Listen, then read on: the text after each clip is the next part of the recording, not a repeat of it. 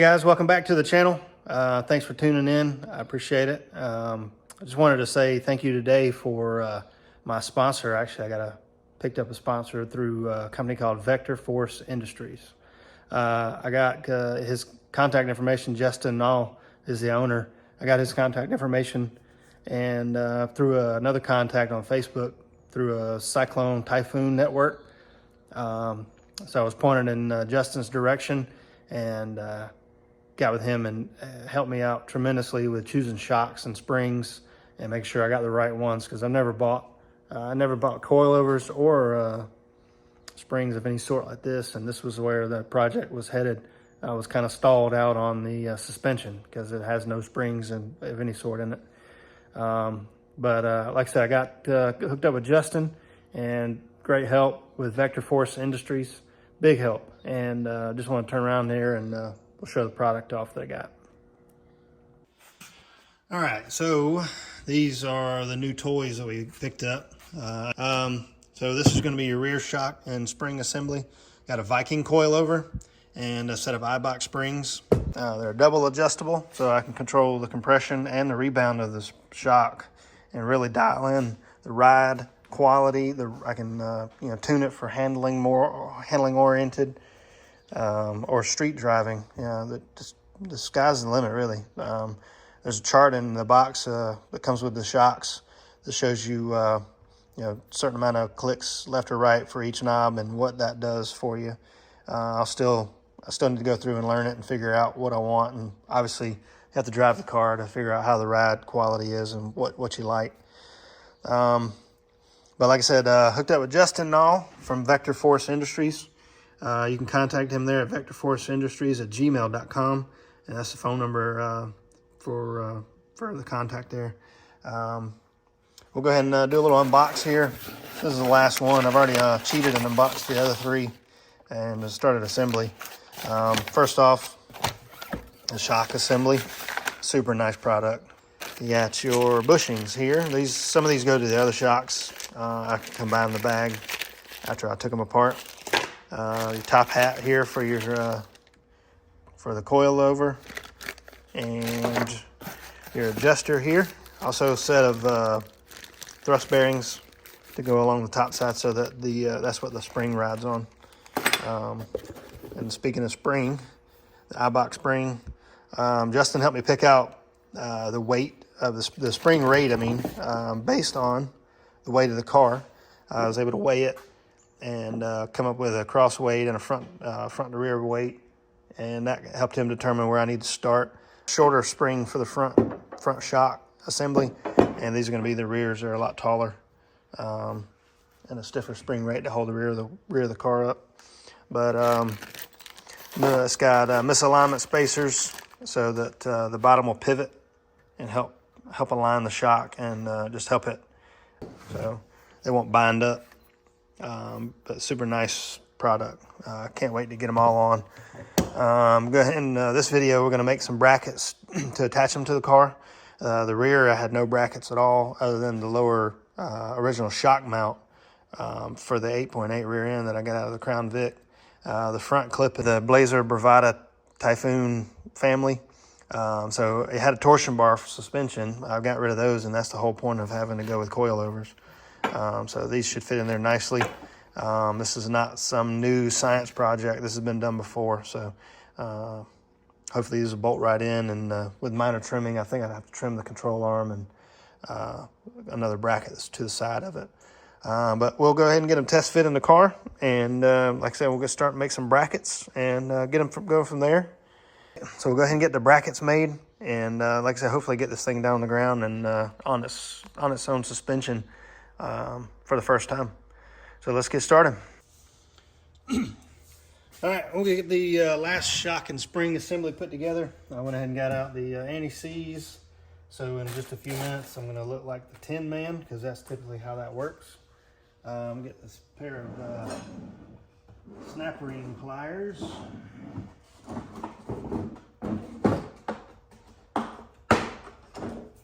All right, yep, snap ring pliers, and that'll help me install the misalignment spacers in the bottom and top of the shock assembly. Comes with 4 snap rings, misalignment spacer, and there's a little groove in here that allows that spring, that snap ring to snap in there, and that just holds these in place. And then the bushing goes in there to make it room for the bolt. All right, but I imagine that's so that it won't chew up that aluminum. Let's see. First thing I want to do is loosen this Allen bolt up. That clamps that locking ring in place, so you have to undo that or loosen that, and then you'll spin that with your spanner wrench to make any adjustments in height. And I'm going to go out on a limb and say it's metric, but I'm going to try a standard first.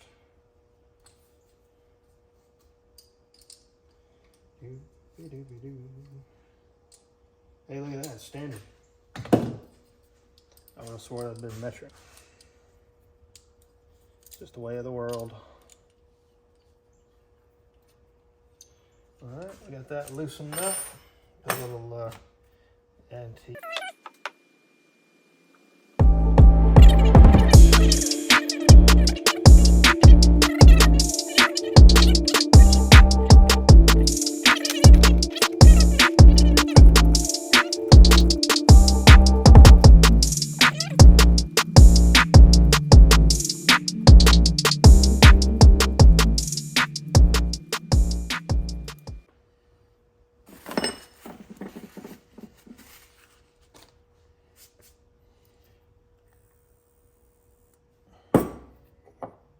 All right, and the spring can go on now.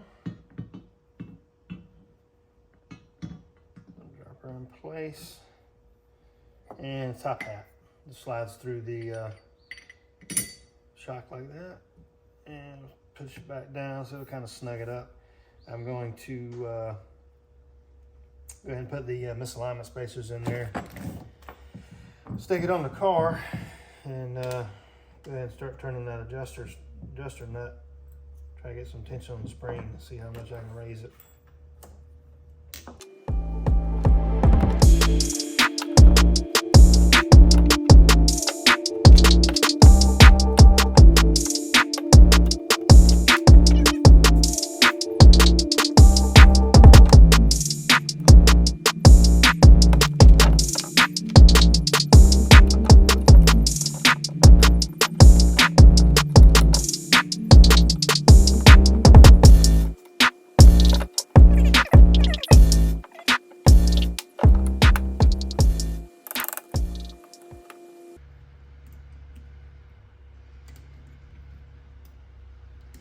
All right, that's that.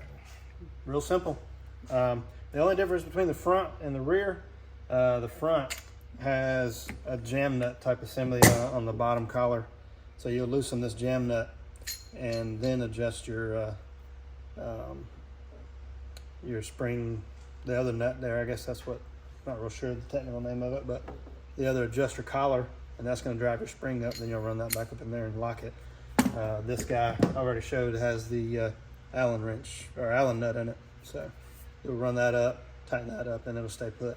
So pretty simple. Like I said, super nice product, and I'm really excited to get them on the car. Thanks again, Justin, for helping me out and helping me out picking them out and all that. And we'll get them on the car and let's get going. All right, so I put my spring and shock assembly here in place where the original shock absorber would have been, and pretty obvious it's got to be clearanced, which I knew it had to be, I just didn't know what. So I went ahead and took the upper control arm off. I know the top of that's going to need to be clearanced. Along the top edge there's a little lip that kind of stands off from stamping. I'll grind that down, and I'm going to get rid of this bracket here. Make some noise over here. And I'm going to go ahead and get rid of this bracket here, which is some sort of a support for the upper control arm mount, and the this is where the bump stop would go. So instead, I'm going to just put a bracket on the back side here. Went ahead and cut me a template and shaped it to the frame there, and want to just weld it in place. Weld that in place first, and then I'll come back and chop that off, and that'll give me a lot of clearance there, so the spring can come back a little bit. yeah, I'm gonna go ahead and do that. Like I said, I already got the template. We'll go over to the table, we'll get a piece cut out, and we'll get that tacked into place, and we'll start cutting. All right, I got one template made, or one bracket made from a template, and it fits great. There's a little bit of a curve here, a concave part of the frame, so I notched the bracket a little bit to fit that, and it fits pretty snug. I left the top corner open, just because I ran out of material, but also keep crap from collecting in there and possibly causing a problem with rust in the future. But then we'll get the frame cleaned up, we'll get the bracket cleaned up, and get a couple tacks in there, and see how it fits. And I'll go ahead and finish welding it, and if you can see, we'll go from there and get it all welded in. All right, all welded in. Fits nice. A little, like I said, in the back, I made a gap so it doesn't collect dirt and debris. Get a pretty good solid weld on the top. I'll go ahead and get the bottom welded as well, and just make sure it's all nice and solid. It's a structural piece of the suspension, so I just want to make sure it's nice and welded firmly. Go ahead and get this marked, and we'll cut it off and keep on rolling. All right, I got the suspension all cleaned up. Got a little carried away with my grinding wheel there and cut a hole in my daggum CV boot. So guess what else gets added to the list to replace? It was a perfectly fine one. Anyway, it is what it is.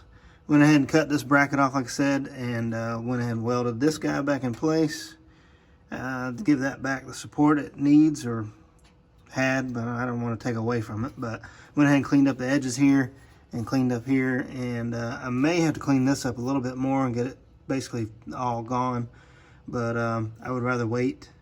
I guess it really doesn't matter. I've already damaged the boot beyond repair, but I just can't get in there with the grinding wheel. It's just not enough room. So we'll get the shock back in there, and let's see what else kind of clearance wise, see what else kind of clearance we need to make. Got the shock back in place. Upper control arm is where it's supposed to be. It's not bolted in, but I can see where the bolts will go through it, so it's in place. Everything mounts fine. The only concern I have is the CV axle boot is gonna rub against this coilover collar here. So I'm not sure if this can be, slid that way some, where this could be, the boot has to be replaced anyway since I cut it. But I'm wondering if this can be slid that way back. Maybe, I think an inch would probably buy me the room I need. But that will not work where it sits now. As it spins, it's just going to shred that boot on that collar.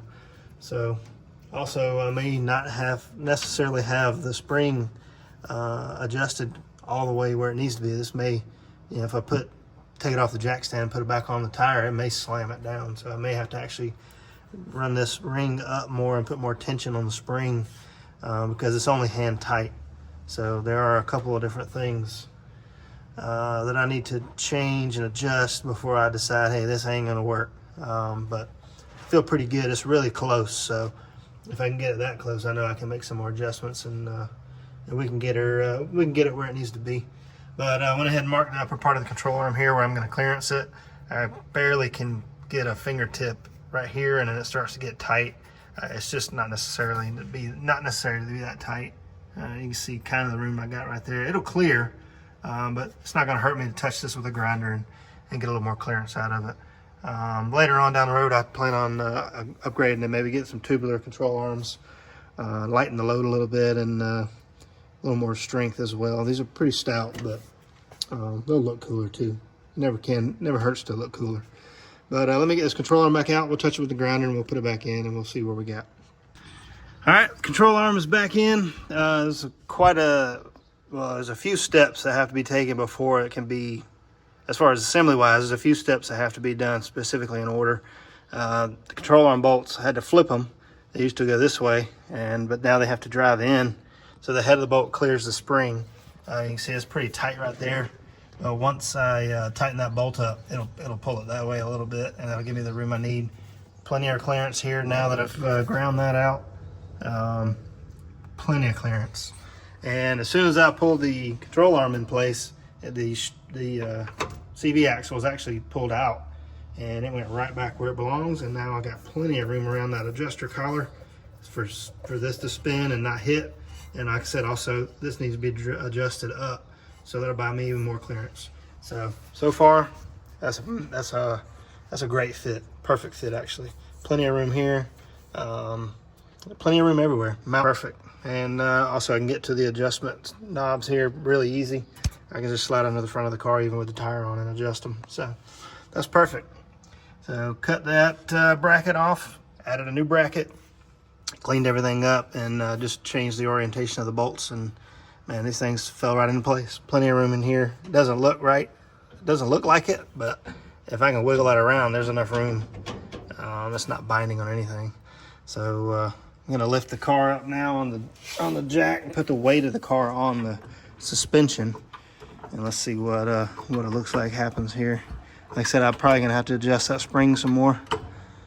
Get a little more tension on it, because right now that car, the suspension is slammed. But I just wanted to cycle it and make sure. Looks like everything's gonna clear still. Got plenty of room around the spring there, and still plenty of room around the axle. Plenty of room around all the bracketry that I cut off and modified. So yeah, that's gonna be perfect. Actually, as soon as I put weight on the tire on the car, the spring itself comes away from the bracket. It starts to pivot away. So even more clearance is gained. So I have no worries at all with these shocks and springs assembly. It's gonna work perfect. So now I gotta do the passenger side and copy what I did here. I made my template for the little bracket. It should be identical. I'm gonna fit it and make sure first, but I'm happy with that. That's gonna be awesome.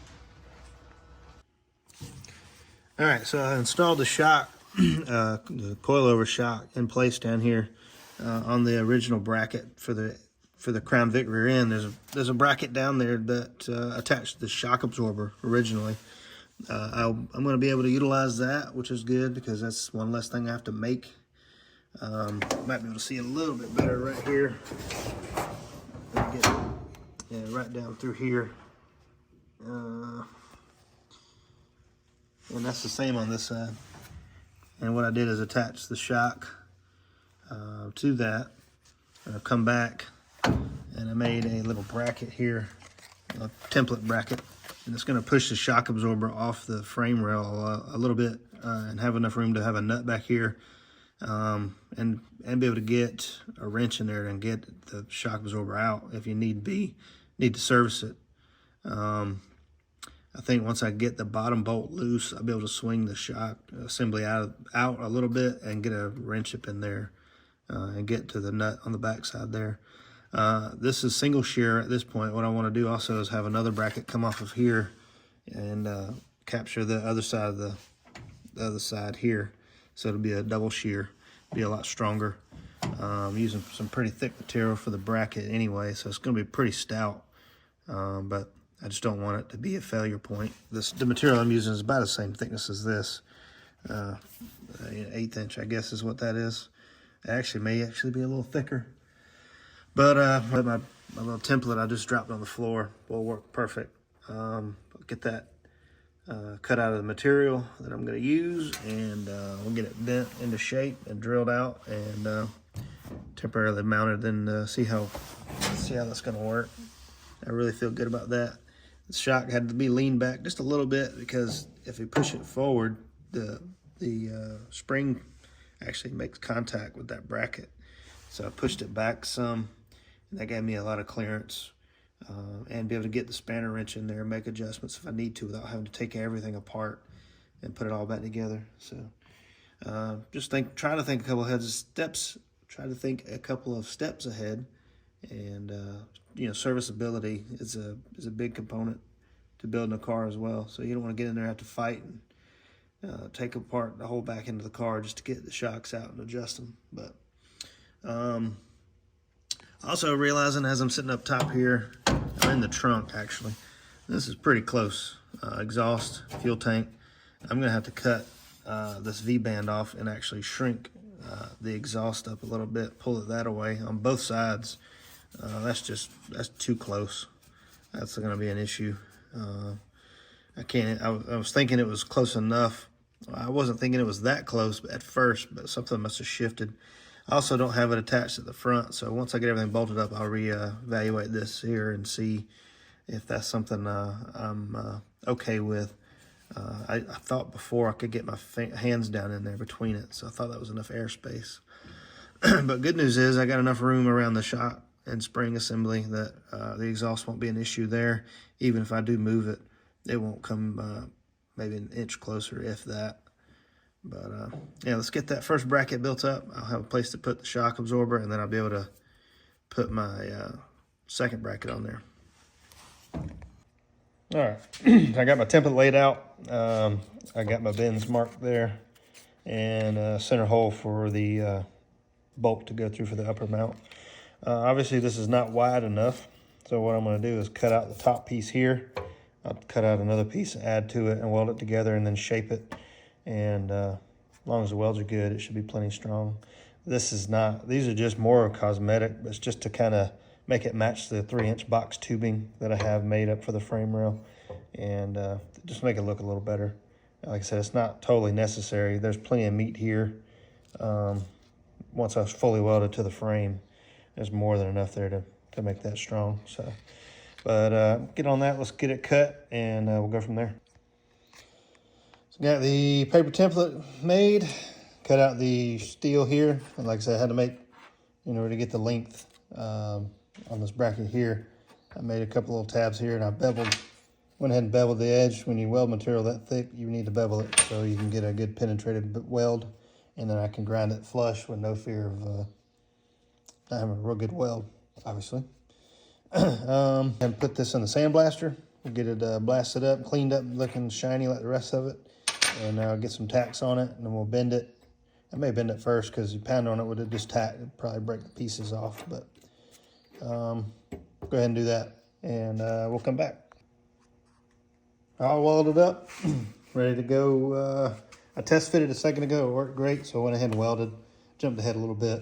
I'm gonna go ahead and dress these welds, get the bracket looking smooth, and put it back in and go ahead and get the hole drilled out for the mount.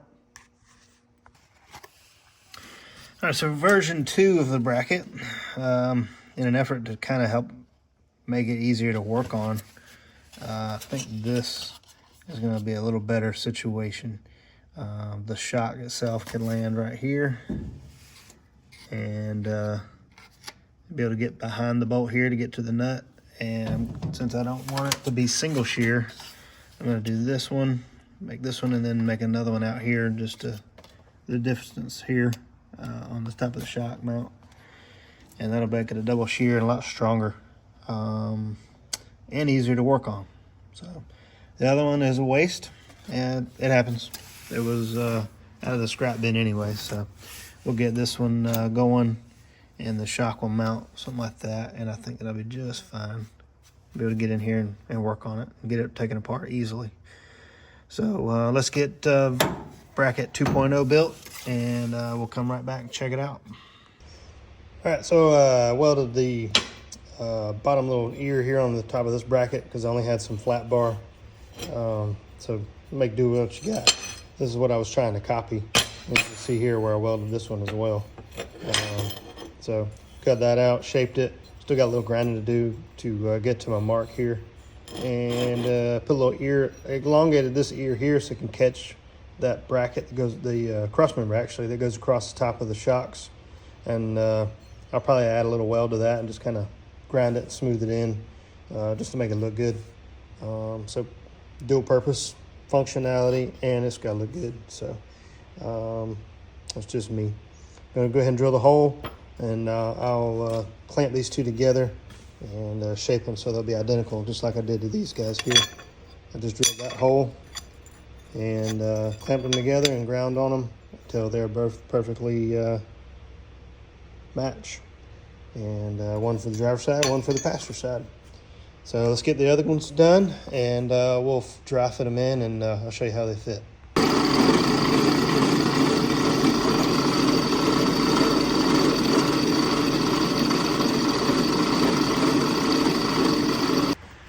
All right, got them clamped in the vise and grinding it smooth. It's still a little hot, so don't touch it. They match. And like I said, still got a little welding to do here fix that ear a little bit. I cut it a little shy, but turning out good. Got a little more shaping to do, and we'll get them in the car. All right, so I got the driver's side brackets in place. I'm gonna weld them from this cross member here to this frame rail. And they're at a different angle than I usually have seen them. I guess it really doesn't really matter as long as nothing binds. That's why you got the misalignment spacers in here. Those will allow it to pivot. At the bottom, I'm using the factory factory bracket off the rear end. Pull the coilover, lean it back a little bit so that the spring and lower shock assembly would clear the rear end. You can see it's tight, but it works. There's still plenty of room for movement. It's not going to bind. And also contacted the guy I bought the shocks and springs from, and he said as long as there's no bind, there's no issue. You don't want to get your shock and spring so far angled that it loses the ability to function as a spring. You get them too far out of an angle, and the spring rate, I guess it kind of changes the spring rate, is what I understand. I may be wrong, I don't know. But that's my understanding of it. But it's pretty well upright, most effective in that orientation. I'm going to go ahead and tack these brackets in place, and then I'll move over to the passenger side. I got to get that makeshift spacer out of there and get the other assembly in place. All right, we got the passenger side and the driver's side in place. They're tacked for now. I want to adjust the spring, so I'm gonna put a little more tension on it, because when I drop the car down the way it is now, they're not adjusted at all. They're very loose. It is really low, and which is fine. I want it low, as low as I can get, but I've got some issues there. I'm gonna start touching the exhaust on both sides, so it needs to come up just a little bit. But I want to keep it as low as I can possibly keep it. I know the front is limited because of the subframe I put in it, so that'll dictate where the rear is. I don't want the rear lower than the back. I don't want it to squat down. If anything, I'd want the back a little bit higher than the front, just a little bit, just to give it a little rake. But the coilovers are in, and I got plenty of room around them. I got room to get to the adjustment where I can get under the car pretty easily and adjust it. It's not slammed to the point where I can't reach those, but I got some tape on them just to clean them, just to keep them clean while the assembly process is going on. Try to keep welding spatter and all that off of them. Like I said, I still got to disassemble them and put some anti-seize on them so that I can put some pressure on that spring and try to adjust the ride height a little bit. But I just wanted to get them in place. Well, I did manage to get the driver's side in and in place, but I've simply run out of time to do the passenger side today. And it's all the same copy and paste method as far as what I showed on the first video. Bracket, making room for the coilover and all that. So I'm really happy with the fit, and the back should be a lot easier to put in.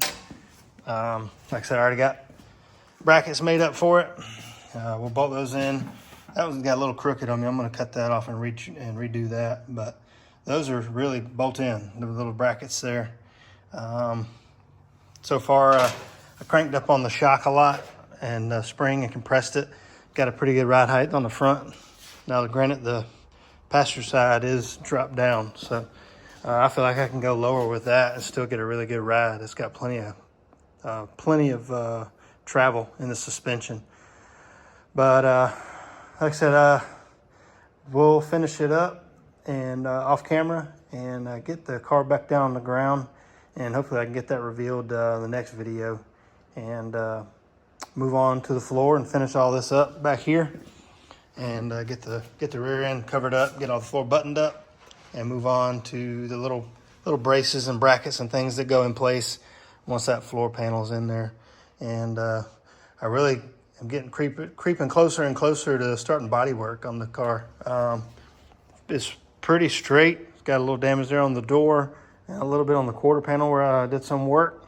But for the most part, the trim and the shave job that I did on it is gonna caused me the most bodywork issues as far as just having to get it smooth and slicked up.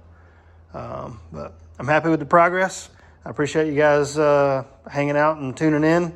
You like and subscribe it and help the channel grow, and we'll keep this project rolling on down the road. Thanks again for watching Big Lake Hot Rods. See you next time.